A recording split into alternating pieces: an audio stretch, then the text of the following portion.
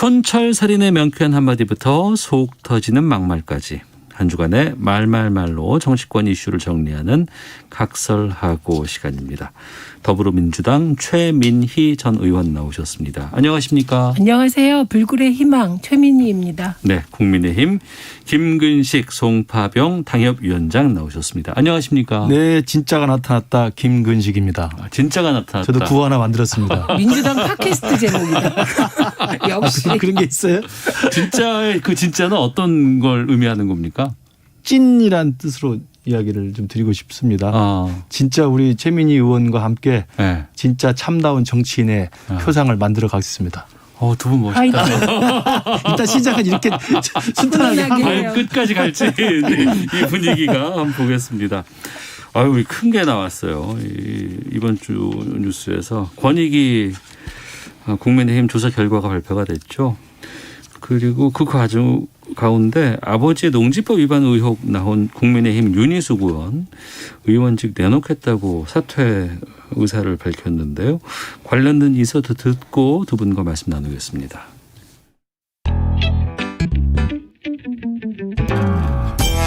기자회견을 자청한 국민의힘 윤희숙 의원. 대선 경선 후보도 멈추고 의원직도 내려놓겠다고 밝혔습니다. 대선의 최대 화두는 문재인 정부의 부동산 정책 실패와 내로남불 행태입니다.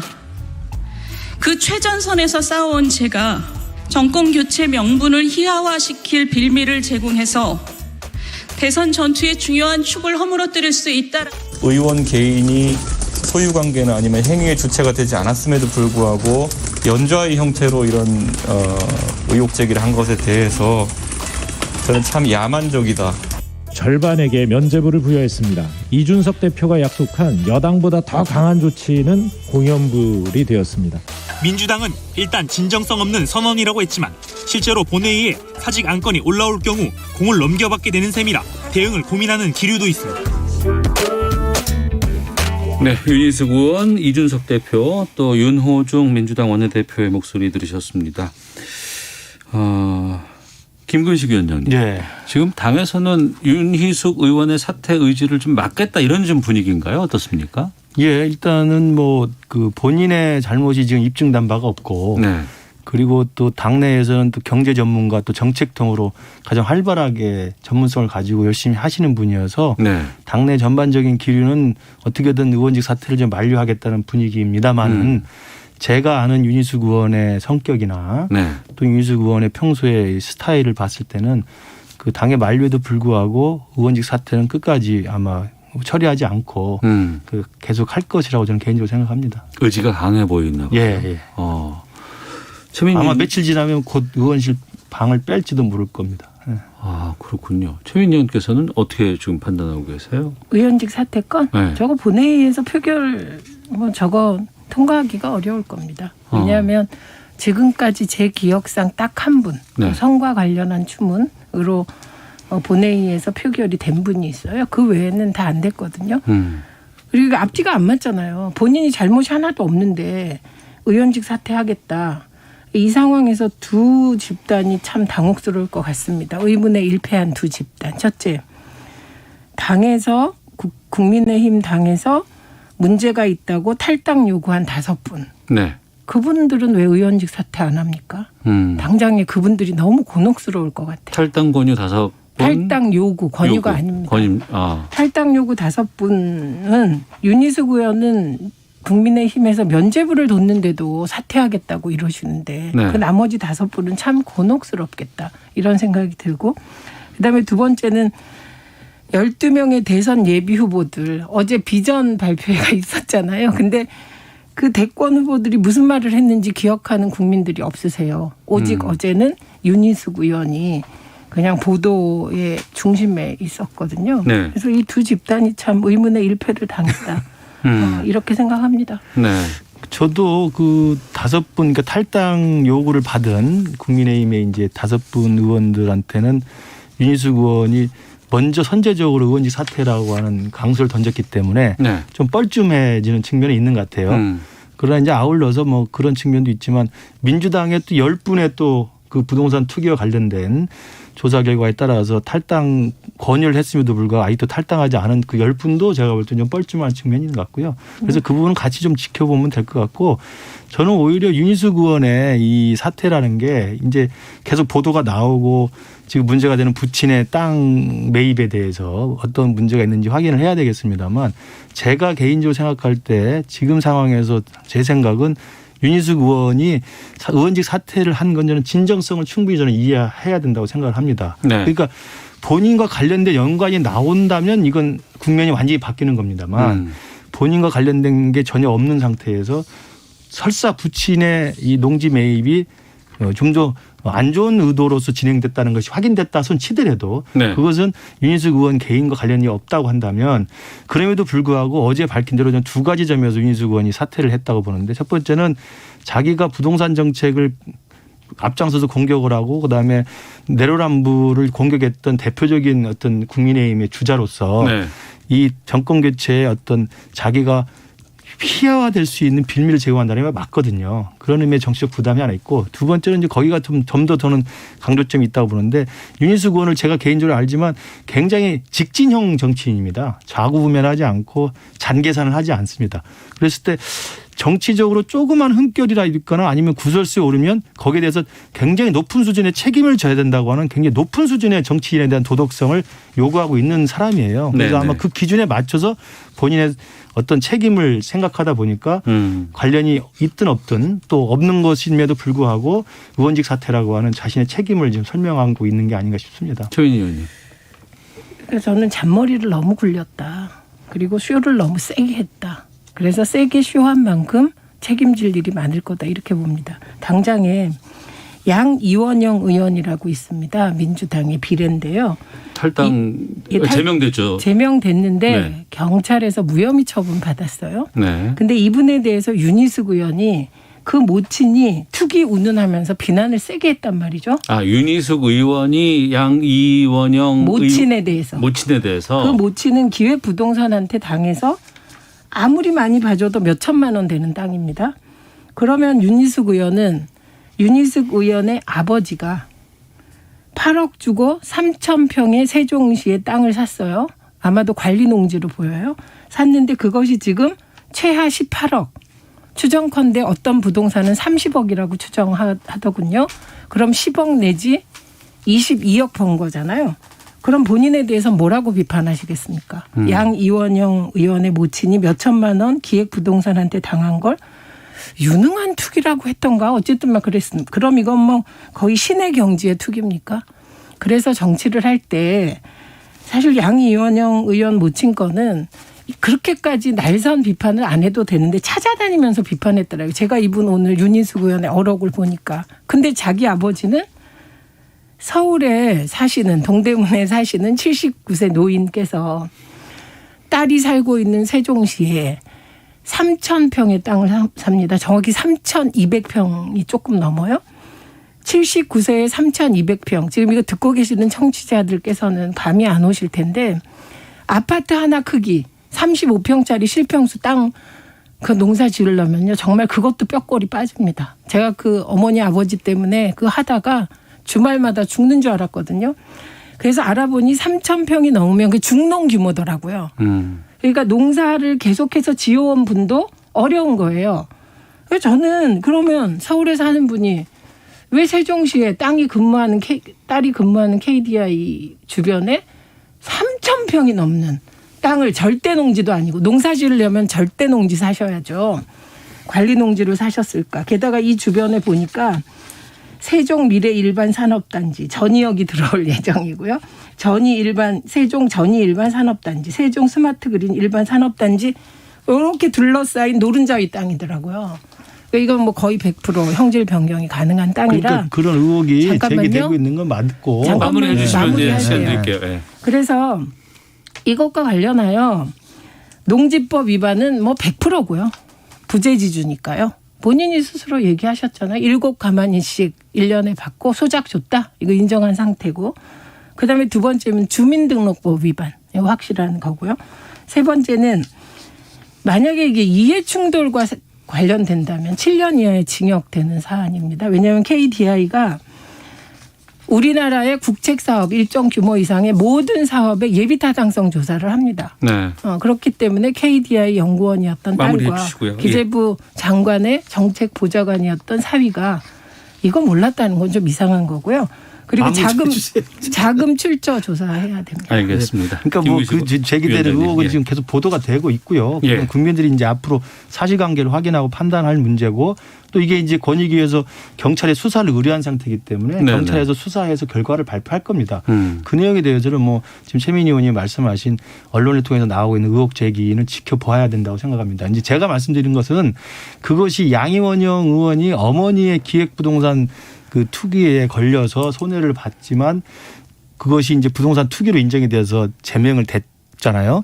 그와 마찬가지 기준으로 한다면 당연히 그렇기 때문에 윤희숙 의원은 의원직 사퇴라고 하는 가장 큰 책임을 스스로 진 거예요. 그러니까 뭐 양임원영 의원이 그렇게 했는데 윤희숙 의원이 그걸 비판했으니까 윤희숙 의원은 할 말이 없지 않느냐라고 할 수는 있지만 그렇기 때문에라도 더 창피하고 만약에 그게 사실이라면 더 책임을 져야 되기 때문에 그 어떤 국회의원도 부동산 문제로 던지지 않았던 의원직까지 던지면서 자기 스스로의 정치적 책임을 높은 수준의 도덕성을 지키기 위해서 지킨다는 말씀을 드리는 거고요. 이제 사실관계를 확인해야 되고요. 두 번째로 이제 말씀하신 의혹들이 부친의 만약에 그 농지 매입이 땅 투기였다고 확인이 된다면 이건 도덕적으로 비난받아야 마땅하죠. 네. 그러나 그 부분은 이제 결과를 보면 될 것이고 문제는 그 과정에서 윤희숙 의원이 개입이 돼 있거나 아니면 자금이 서로 오고 갔거나 아니면 윤희숙 의원이 정말 만에 하나 KDI에 재직하면서 관련된 것들에 대해서 상의를 했거나 뭐 이렇게 드러난다면 이건 윤희숙 의원 개인으로서도 사실은 엄청난 정치적 후폭풍이 불 수밖에 없습니다. 그 가능성도 뭐 열어놓고 조사를 해야 되겠죠. 그렇지만 지금 이 단계에서는 지금 말씀하신 의혹 제기 수준을 지켜보고 네. 그럼에도 불구하고 어제 했던 의원직 사퇴라는 것이 쇼가 아니라고 저는 개인적으로 윤희숙 의원을 알기 때문에 본인이 개입 안 했다는 저는 확신을 갖고 부친이 그런 의혹에 연루됐다는 그 사실만으로도 가장 높은 수준의 정치인의 도덕성을 지키기 위해서 의원직을 버렸다는 말씀을 제가 좀 이해해달라는 말씀을 드립니다. 제가 여기서 또 드릴 말씀이 잘못했다는 태도가 아닙니다. 이 세상에 어떤 사람이 다 정말 잘못했습니다. 그럼 그걸로 끝나야지.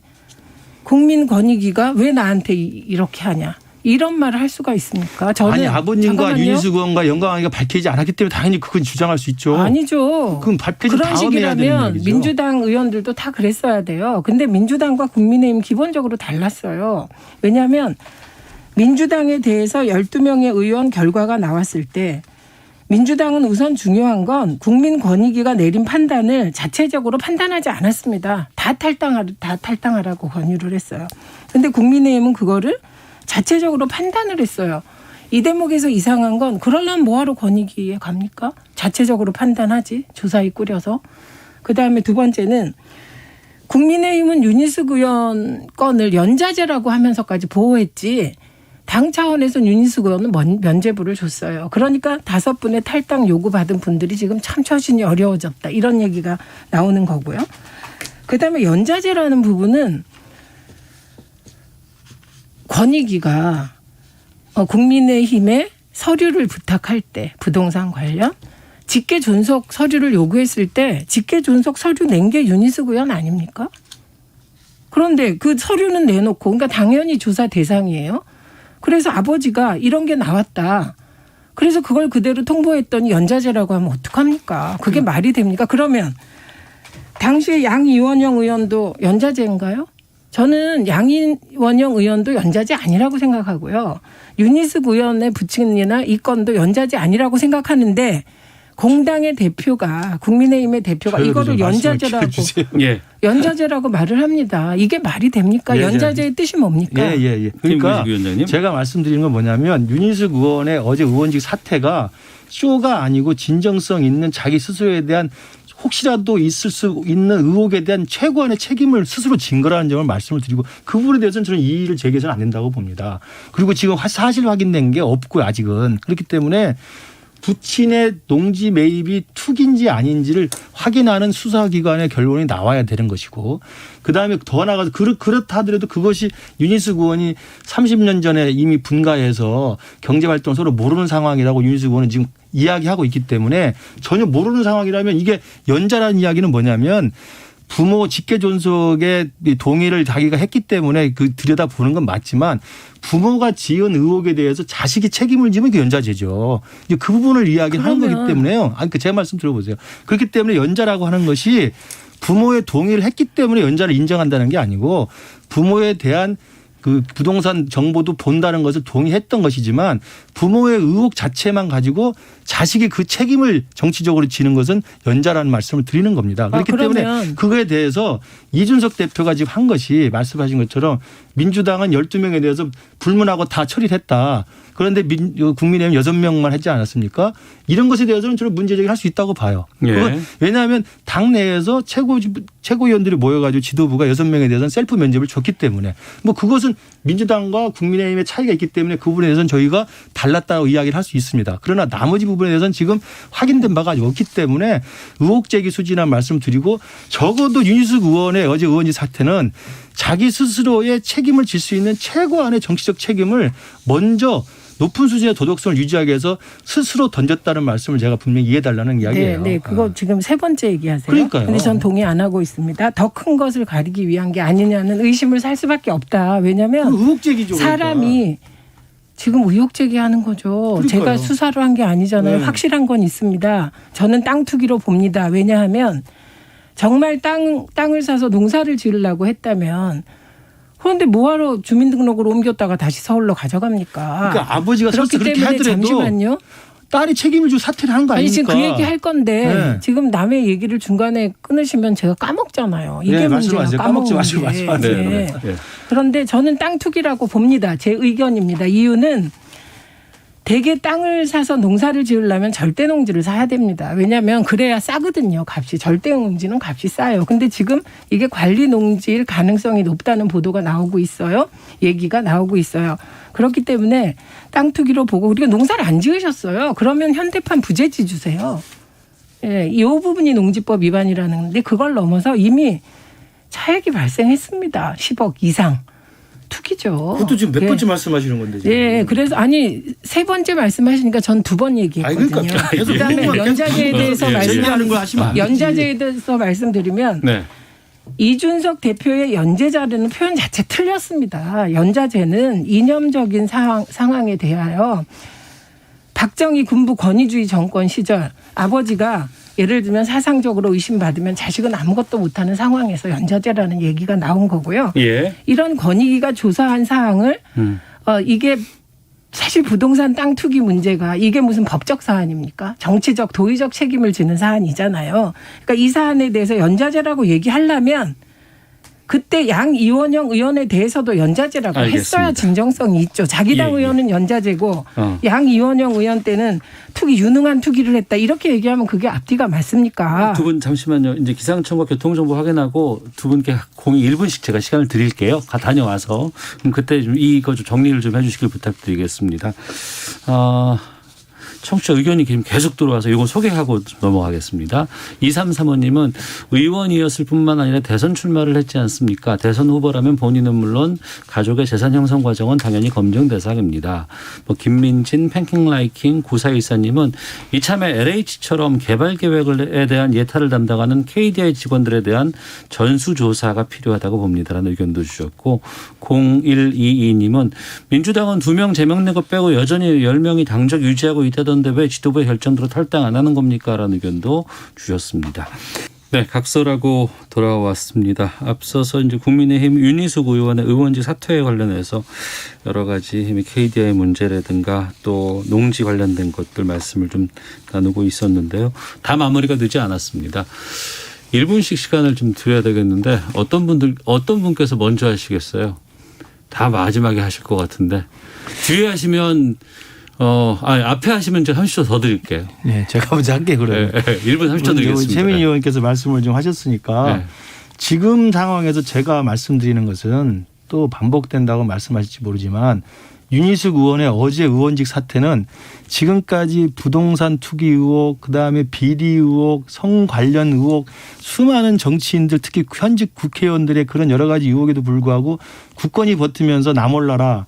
그리고 의원직을까지 꼼수로 유지하는 이런 수많은 여야를 이게 똑같은 이야기입니다. 여야를 넘나들면서 그렇게 하는 이른바 정치적 도덕적 불감증 상태에 대해서 적어도 지금 확인되진 바는 없지만 윤희숙 의원은 저 권익의 결과를 받아보고 나서 자기는 이미 수십 년 전에 재정이 가계가 분리되어 있는 아버지의 문제로 자기가 그런 정권 교체에 누가 될 것 같으니 네. 이 부분에 대해서 가장 높은 수준의 책임을 지겠다고 하는 진정성 있는 태도로 의원직 사퇴서를 던졌다는 이야기를 저는 그렇게 믿고 있습니다. 그리고 그것은 차후의 결과를 보면 알 거라고 생각이 들고요. 네. 그 부분에 대해서만큼은 지금 제기되는 아버지의 농지 매입에 관련된 여러 가지 의혹이 나왔다는 이유만으로 그러한 진정성 있는 정말 의원직 사퇴라고 하는 그 누구의 여야 정치인도 하지 않았던 자기 스스로를 버리는 이런 식의 고도의 책임감 있는 태도에 대해서는 평가를 해야 된다고 생각을 합니다. 알겠습니다. 그 변희재 씨가 그렇게 얘기를 했더라고요. 변희재 씨가 사퇴가 아니라 도망간 거다. 예. 이렇게 표현을 한 것으로 기억을 합니다. 그래서 저는 의원직 사퇴가 능사가 아니에요. 국회의원직 자리는 윤희숙 의원한테는 그렇게 중요할지 모르지만 일반 국민한테는 별 중요하지 않을 수 있습니다. 더 중요한 건 정의를 세우는 일이죠. 그래서 뭐든지 타이밍이 있는 건데 사퇴도 조사받고 사실 그 공수처 수사 대상입니다. 수사받고 그리고 사실이 밝혀지고 그런 연후에 책임지고 사퇴하겠다. 이래야 되는데 저는 잘못했다고 사퇴하는 분이 이렇게 화내고 사퇴하는 분은 처음 봤어요. 그것도 권익위에 그렇게까지 화내는 건 정말 납득이 안 갔습니다. 알겠습니다. 여기서 정리를 좀 하도록 하겠습니다. 1323님께서 진행자님 발언 시간 엄수하게 해주세요라고 말씀해 주셨는데 이게 깔끔하게 잘 지키도록 하겠습니다. 자, 그리고 바로 준비된 인서트 듣고 다음 주제로 가겠습니다. 예. 형사적으로 명예훼손죄라는 세계적으로 유례없는 죄를 유지하고 있죠. 민사적으로 손해배상 제도를 인정하고 있지 않습니까? 근데 거기다 추가로 지금 또 징벌적 손해배상제를 또 도입하는 거예요. 의견을 하나 밝혀주시죠. 저 개인적으로는 고의중과실의 요건보다는 악이라는 표현이 더 낫지 않는가 하는. 실제로 결과가 중하다 해가지고 고의나 중과실 추정하는 사례는 법적으로는 없거든요. 사람이 죽었다 해서 무조건 고의 중과실로 보는 건 아니에요.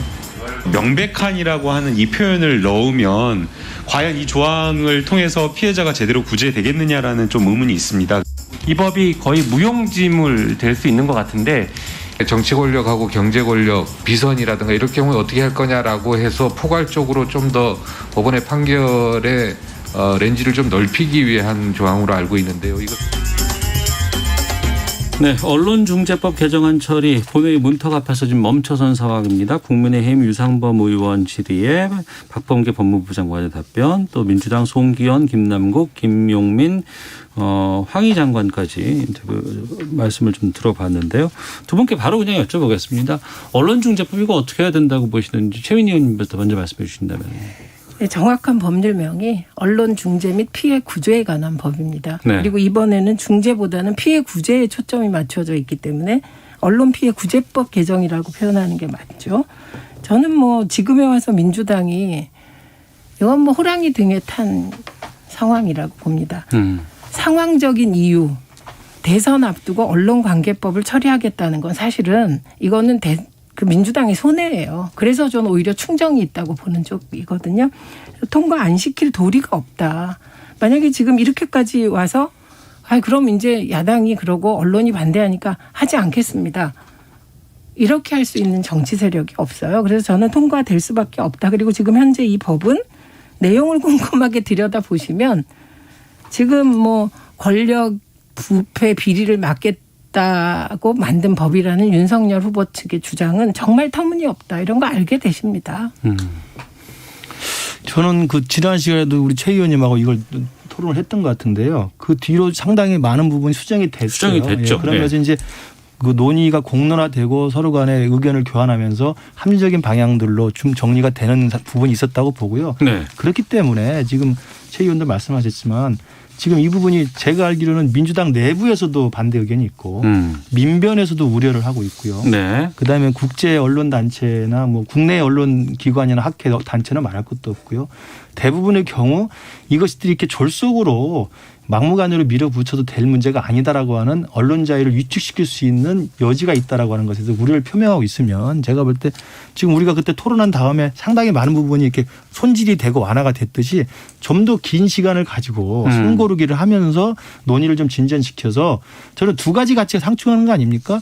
그러니까 가짜 뉴스나 조작 뉴스에 의해서 정말 멀쩡한 중소기업이나 멀쩡한 일반인이 회복 불가능한 이런 손해를 봤을 때에 대한 구제가 있어야 된다는 것에 대한 사회적 공익적 가치가 있습니다. 네. 그거 동의합니다. 네네. 그러나 두 번째는 이것이 자칫 뭐 공직자하고 대기업은 뺐다고 합니다만 공직자 가족 그다음에 공직자 중에서 전직 공직자라든지 지금 뭐 최순실은 사실은 비선이지 않습니까? 공직자에서 빠진다 하더라도 최순실에 대한 비리 보도를 할 수가 없을 수도 있어요.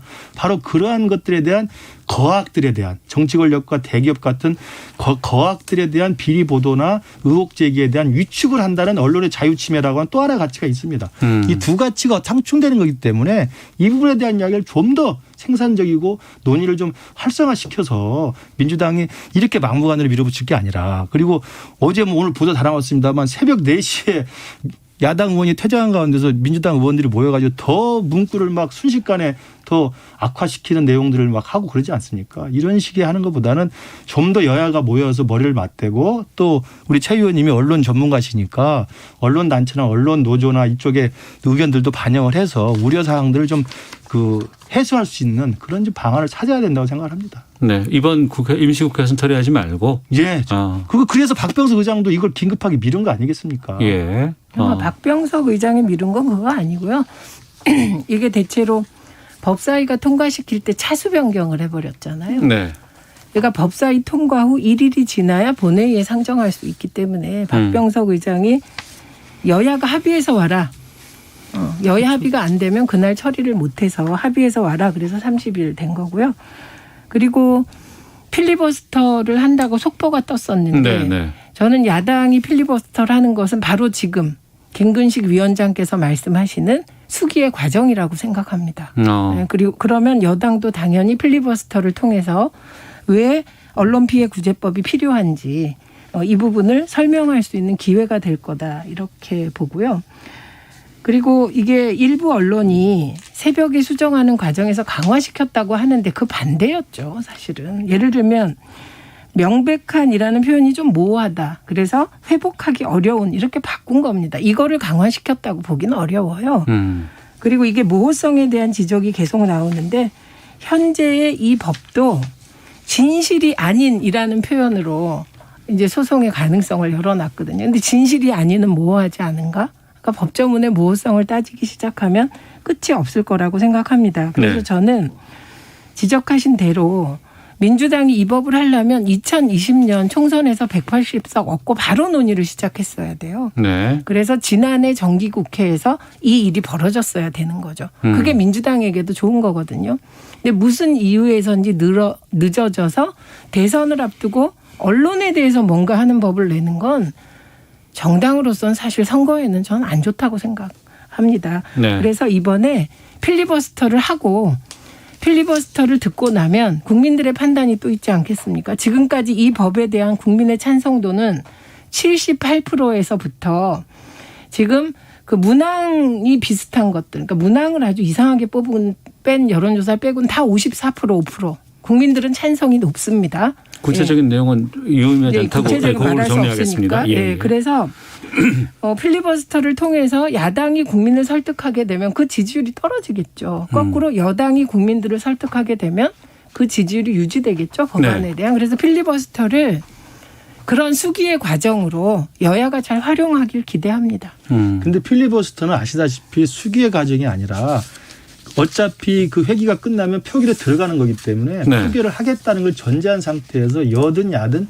자기 스스로의 자기 방어적인 자기 논리만 쓰는 이야기하는 거예요. 그러니까 수기의 과정으로 타협하거나 협상하는 것은 필리버스터가 아니라는 것을 최민희 의원님께 더 잘 알 것이고요. 그래서 제가 말한 숙고의 과정이라는 것은 필리버스터로 할 수 있는 게 아니고 좀 더 시간을 두고 머리를 맞대고 합의를 아까 제가 말씀드린 공익적 가치하고 언론 자유 침해라고 하는 우려에 대해서 같이 합의할 수 있는 점을 찾아야 된다 생각하고 또 하나는 여기서 우리가 빠져서는 안 되는 게 유튜브라든가 개인 1인 미디어는 빠져 있습니다. 네. 그러나 수많은 조작 뉴스, 가짜 뉴스의 대부분은 지금 시기에는 유튜브 1인 뉴스에서 무조건 양산되고 있어요. 왜 이 부분을 빼고 있는지도 논의를 해야 되고요. 그다음에 이중적 처벌의 위험성도 있는 겁니다. 네. 이미 이번에도 기존의 법에서 언론중재를 통해서 구제될 수도 있고 그다음에 민소소송도 가능하고 조국 전 장관이 자주 쓰듯이 형사소송도 가능하기 때문에 이게 이중처벌이라는 것이 과연 바람직한가에 대한 것도 논의를 해봐야 되고요. 네. 말씀하신 애매모호함, 추상성.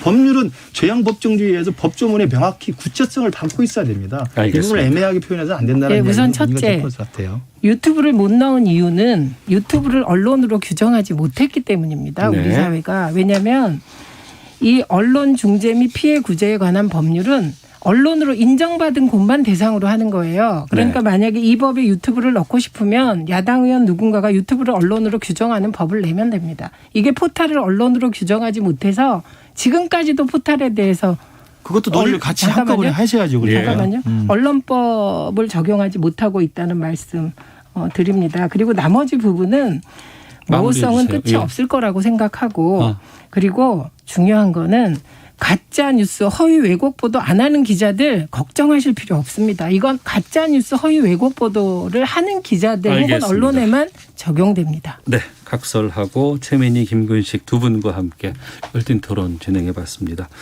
두 분 말씀 고맙습니다. 감사합니다. 고맙습니다. 네, 감사합니다.